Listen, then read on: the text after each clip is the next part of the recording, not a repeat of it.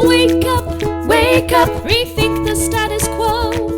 When you get your money right, then you're the one who runs your life. Come build a wealthy spirit with Sammy and Michelle. This week, Sammy, we are back in our parents' home, staying with our mom. And let me tell you, some things here are same as ever. That's right, Michelle. If you're talking about coconut shells everywhere, being used in odd ways to hold things as a cover for steaming water, if you're talking about composting in the plants, yes, some things are the same as ever. Oh, yeah. Coming home and having her feed me immediately, while also talking about the food that she's going to buy me, while also starting to cook another meal. I had to tell her, I literally cannot eat all of this in 1 week. You need to stop making food. Same as ever. Difficult for her to understand that.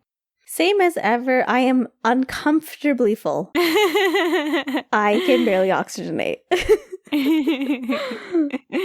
Same as ever, lots of love.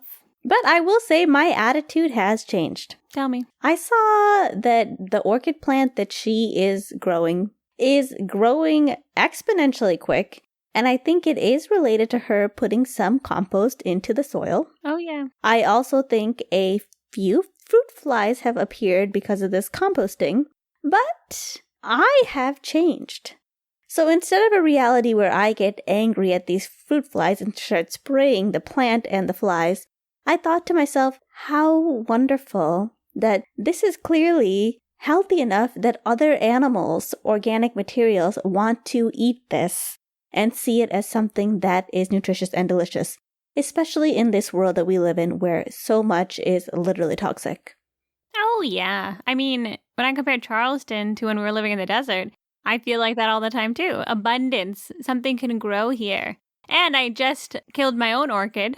So I have a lot of appreciation for the fact that many of these plants, which your patients gave you when you were working in the Bay, which was like 3 or so years ago now, are thriving. Our parents, let me tell you, same as ever, in any lifetime, they will be able to grow a plant. And that's a skill. Now that I am growing plants, they are not easy to keep alive. No, it's very difficult. Honestly, I think if you're a sterile person, it makes it harder. Because you're like, I don't want any dust. I don't want any trash. I don't want anything near it. And then it's like, okay, well, plants don't live in like essentially bleached environments. The point of all this, Sam, is that we have been reading Morgan Housel's Same as Ever. And we had a couple of our own takeaways, a couple of things we wanted to highlight from the book, because it really sparked a couple ideas to us about what is it in multiple lifetimes that stays the same? What can we do personally to start thinking about ways to create a better future for ourselves, recognizing these cycles? Because what happens is that we can get in habits, good habits, bad habits, money habits, and not even realize how those compound over time. And so we wanted to use his book as a springboard for our topic today, to talk a little bit about how we can think about if we are living our lives over this life or over many lifetimes in a cycle, what are things we can do to break the bad habits and build the good ones? Let's get into it.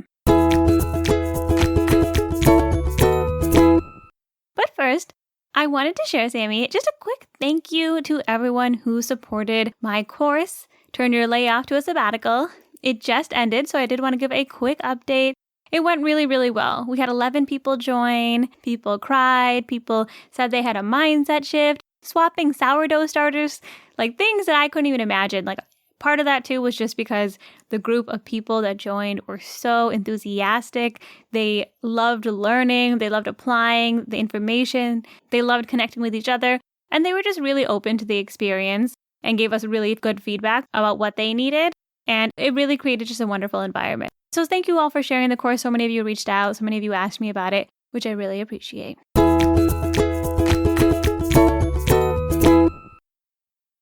Back to today's topic. Michelle and I read Morgan Housel's book, Same as Ever. We were huge fans of his first book, The Psychology of Money. And in his most recent book, he talks about how some patterns, some things repeat themselves over and over again. And he brings out all these different societal things that happen over and over again. I love this quote when he was quoting Jeff Bezos. Bezos said, I very frequently get the question, what's going to change in the next 10 years? And that is a very interesting question. It's a very common one. I almost never get the question, what's not going to change in the next 10 years? And I love that as a thought experiment. Sure, Jeff Bezos is thinking about Amazon, so he's saying lower prices, faster shipping, but I think we can apply that mindset to our own lives as well. And Morgan Housel even highlights some really great examples. He does. That quote hit me like a ton of bricks. And he brings up Naval Ravikant, who says, in 1,000 parallel universes, you want to be wealthy in 999 of them. You don't want to be wealthy in the 50 of them where you got lucky. When I heard that, I really thought about it from the individual perspective, not just financial. Like, I see the financial for sure too. Now I know how to save a good portion of my income and invest it. If there were 1,000 me's in 1,000 parallel universes, those skills would lead to financial success. Not randomly winning the lottery or hoping that I start a random business that's going to be successful. But the skills of saving and investing, yes, that would be something that would be good over multiple lifetimes. And whether or not you're woo-woo like Sam and Naval, or you're thinking of your lifetimes as this decade versus next decade, I love the financial example because, yeah, you can win the lottery today, but if you haven't been saving and investing before you win the lottery, what are the chances that you're going to do it when you finally get that windfall? And I think that's a really great reminder that we have to learn the good habits before those things happen so that we can learn them, internalize them, and apply them in different cycles of our lifetime. Exactly, Michelle. And Morgan Housel didn't say this in his book, but I took this idea, same as ever, things that are going to be the same in future scenarios. And I thought about myself as an individual. What character traits, what aspects of me would show up in the 1,000 parallel universes that would cause me problems? And can I change these things about myself? Ooh, such a good thought experiment. I realized that one of the things that I'm working on is having multiple masters. I got this terminology from a tarot card that I pulled at our Tuesday Tarot here in Charleston. Tarot Sound Bath. Our Tuesday Tarot Sound Bath here in Charleston. Multiple times at the Tarot Sound Bath, I have pulled the dog card that says, you have too many masters. Golden Retriever, how about dogs? What this card is saying is that I follow too many other people. So how I understood this too many masters card is that I kind of always over prioritize everybody else. It sounds more virtuous than it is. Like, let's say I'm working with somebody, I'm going to think of everything I do from the lens of my coworker. That could include everything from like small judgments about me, or even just like trying to make things more convenient for them or not get in their way. Bringing them food, but even things like, oh, how would they feel about my lifestyle? And this applies to usually whoever is close to me. So it changes. It could be my roommate, it could be Michelle, it could be my family members. And I'm trying to switch to a perspective where I only think about myself from my lens. Sam is her only master now. I'm trying to be my own master. And this has been really huge for me since being on my sabbatical. I realized that one of the things that I did do for myself without thinking about other people is pursue financial independence. And because of that, I can take a break from work. This has inspired me to do more things based on what I want to do because that worked out really well. And what I don't want is to be born into 1,000 lifetimes, always having the same issue of listening to whatever master is around me. Sam, I think Morgan Housel would appreciate your existential look at this concept, which is really that for you, it's just having multiple masters. But I think what anyone who's listening can take away is that we all know what our main personality struggle is in this lifetime. People pleasing is a big one for people. Being too aggressive. I cannot speak for everybody, but I think deep down we can kind of see at least what patterns we're repeating. There's a little infinity sign on the cover of this book, and I really see how some of the things he highlights is about going through one cycle to the other, back to the first one, back to the second one. This book really inspired me to start thinking about breaking my cycles. You mentioned yours. When you're in a different room, you got a different master. For me, one thing that he talked about that really related to me was his chapter on calm plants the seeds of crazy. I'll give you his example, and then I'll give you the one that popped up in my own life. He gives an example of how it's going to be impossible to eradicate a recession, or it's going to be impossible to get rid of bad financial times. And the reason for that is because when the economy is doing well and people feel stable, they start to take on more debt. More debt is going to make the economy less stable. A less stable economy means that things are going to go awry, and then we're in this cycle of good, bad, good, bad. When we are feeling good and calm, we often then invite chaos into our life. I completely see that, Michelle. It reminds me of that Michael Hoff quote. Hard times create strong men create good times create weak men create hard times. It almost feels unavoidable. Yes, Tony Robbins, our good friend. Not our guru. Not our guru, our parasocial friend, Tony Robbins, loves that quote. And I think it's such a good one. It's true. And it's not even a judgment on the calm or the chaos. And I think that was what was really helpful for me to realize. So when I look at my own life, I can see this pattern as well. A great example is when I was at my first sales job. At about 3 years in, I had figured it out. I was making comfortable money. I liked my coworkers. I wasn't moving up in my career, but things were really calm. Like I felt very stable. And that's also when I started to get antsy. At my 5th year, I left. And part of the reason was I just felt comfortable. I didn't feel as motivated to do things. I didn't feel as excited. I knew the answer to every question. I think my clients would get frustrated because they would have a complaint. And I could quickly be like, yeah, but have you thought about the fact that you're paying overtime? Like there's a certain point where you just like, you've heard it all. And so what did I do? I kind of blew up my life a little bit. I got a new job. I left San Francisco. This timed well with COVID on top of everything. And I went through a really difficult time at my work. It was really challenging. My bosses, my clients challenged me. I had to learn new things. And I ended up losing my job. But I actually felt like I grew the most probably during that year than I have in my entire adult life. So I really see how like the calm led to the chaos, but that also led to a lot of stress and anxiety. And then that stress and anxiety led to strength. Oof, so true. So true. It's interesting because I hear some entrepreneurs like Sam Parr of My First Million, and they talk about how like they like to have a season of like hard work and then a season of rest. Like they actually plan it, like push for a few months and then break for a few months. And I think I want to move towards that. I realize that I am ambitious and I enjoy working towards a goal, but then you burn out, and sometimes the burnout doesn't grow you. It makes you want to like collapse and you're tired and you're like, do I really enjoy this?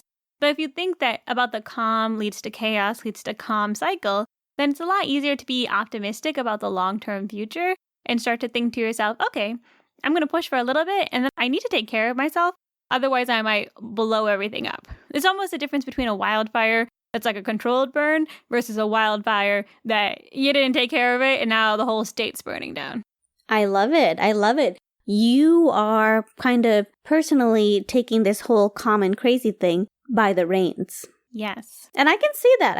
After taking a sabbatical, before I was working and things were calm as far as finances go, but I was burning out.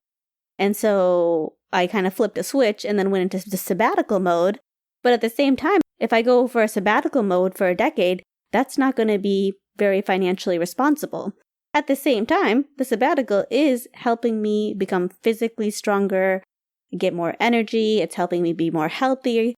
So I think there is a balance because I think there's a lot of people who maybe will work until they get sick and then they're forced to take time off, or they get into a really bad place where they feel very upset with work and then they take time off. But we can kind of control it a little bit and be like, hey, I'm going to work for a little bit, rest for a little bit, work for a little bit, rest for a little bit. And instead of letting ourselves just explode when we overdo one side of it, we can actually control knowing that we kind of need this balance. Yes, exactly. Because These are things that are the same as ever, as Morgan Housel says. It's true at a macroeconomic level, and it's also true personally. So we can at least keep in mind, like, hey, good times lead to bad times, lead to stability, lead to instability. And sometimes just knowing that, it's almost like this too shall pass, but also being like, what can I control in this circumstance to make sure that I don't burn myself out?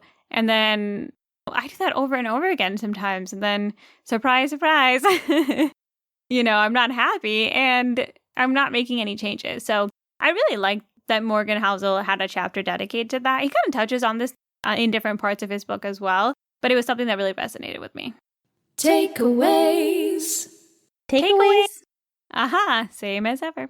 Takeaways for this episode. First takeaway. What would show up if you were duplicated and had 1,000 parallel realities? What would be the same in those realities? Yes. Assume the things you can't control maybe are different. Maybe you live in a different country. Maybe you're a different race. Maybe it's a different time period. Maybe you're born rich. Maybe you're born poor. But what about you is the same in all of those scenarios? What same problems can you imagine having in each of those different scenarios based off of the type of person you are today? And how can you make changes so that in 999 of those 1,000 scenarios, you are successful? Whether that's rich, as Naval Ravikant says, or whatever type of success is meaningful to you. A lot of us want to be happy. We want to have good relationships with people. We want to feel satisfied with what we do in this lifetime. And a lot of times there are blockers that we have that are repeating themselves in our different relationships, in our different environments. And if we can take the time to recognize those, we can finally stop the pattern and set ourselves up to make better decisions in the future. You know what, Michelle? For my pattern of the too many masters, I've been doing a few things. One, I've been meditating and just noticing what are the thoughts that are in my brain. Who are they referring to? Who are they targeted towards? And to encourage myself to think of myself as my master, I actually started doing this thing, which I know is going to sound a little crazy. Oh, we're already talking about multiple lifetimes, Sammy. We have left the realm of reality. I've started talking to myself as if I were a guest. So that way, in my mind, if it's somebody else, I am more likely to think of them as a master. Instead of going to the grocery store and being like, I have to go to the grocery store today, I have to make sure I go to the gym, I say something like, oh, I'm going to take you to the grocery store because I know you like to eat healthy foods, so I know you want to pick some things up. Or, I'm going to take you to the gym because I know you like to take care of your body. Talking to myself in this way, one, frames it in way more of a positive light than a hostile to-do list. Mm-hmm. And two, makes it so that I'm always thinking about taking care of myself first. I love that, Sammy, because a lot of times we do treat our guests, we do think about them, and we put all of this effort to create a positive experience for them. And why can't it be the same for us too? Especially when a lot of times we are trying to do things that are good for us. I think another thing as applied to what are some of these things that are same as ever, for me, I really like the concept of the calm and chaos cycle, which I don't think is so separate from this idea of multiple lifetimes. And in my lifetime, I am recognizing that I have a tendency to push myself, and then either I will just bomb the situation and leave, or I'll completely burn out. And so a shift I've been making, actually, working with my therapist, by the way, if you're wondering of great ways to identify these, therapy is a good one. But the thing that I'm working on now is recognizing, first off, my schedule. Like, April is a busy month for me. I feel like I'm working 3 jobs. They're all opportunities that I like, which I'm excited about. And then I know that I'm going to build some time for myself in the middle of May and June, where I'm not going to take meetings. I'm not going to put a lot of stuff on my plate because I will need a break. I don't think I would have been as cognizant of that even as early as last year. Community time! Before we say goodbye, it's our community time. We got a lot of shout outs because you guys have been saying some lovely things and responding to some of the questions we've been putting out there. My friend Abby sent me an oatmeal recipe, which is amazing. We were talking about how boring our oatmeal lives have been, and Abby is the second person who sent us an actual recipe, which I love. Our regular listeners, Paul and Harris, said that they saw phi numbers at a real estate conference that they went to called Vive Funds. They sent us a screenshot and said, this looks familiar. In the screenshot, it showed writing down how much you want to make before you retire, using the 4% rule, a lot about what we talk about on this podcast, and in our most recent episode on the FI numbers.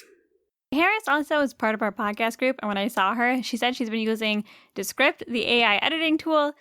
She said it's amazing. I think we have to consider making the switch. Oh, Michelle didn't tell me about this one, actually. Oh, yeah. Oh, and they also loved our, let's call it a bit, where we were fighting about the water bottles. Sammy left her water bottles at the gym, and I was enjoying my water bottle that I did not lose. But Sammy has been very good about her water bottles. Thank you. Mostly because she hasn't been home. Janice CK also made a thread about her takeaways from our interview with Paul Millard. Yes. We'll post a link to that on our Build a Wealthy Spirit page. Also, we wanted to highlight congratulations to Arib, the first person we interviewed on our podcast 3 years ago. Mm-hmm.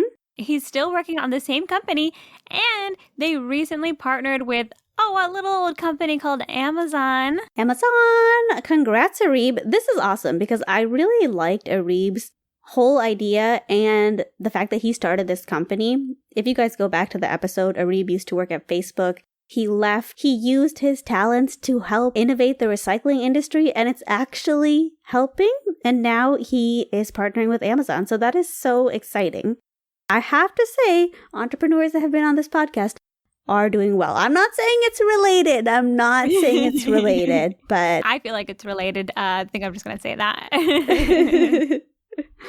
We would love to hear from you. BuildAWealthySpirit.com. Have you read Morgan Housel's Same as Ever? We would love to know your thoughts on it because we are big fans of Morgan Housel and enjoyed his stories, but we went a little woo-woo with some of the things that he was talking about because we really felt inspired by this mental model of what am I doing that if I live 1,000 lifetimes, what are the things that are going to hurt me and what are the things that are going to help me? And he highlights some really great examples. And if you have an example, a personal one of something that you're doing and you're like, shoot, this is a bad pattern in my life that is going to hurt me in every lifetime, or this is a good thing in my life that's going to help me, let us know. BuildAWealthySpirit.com. We would love to hear from you. And most importantly, be sure to join us next time as we put down the rulebook and we rethink the status quo.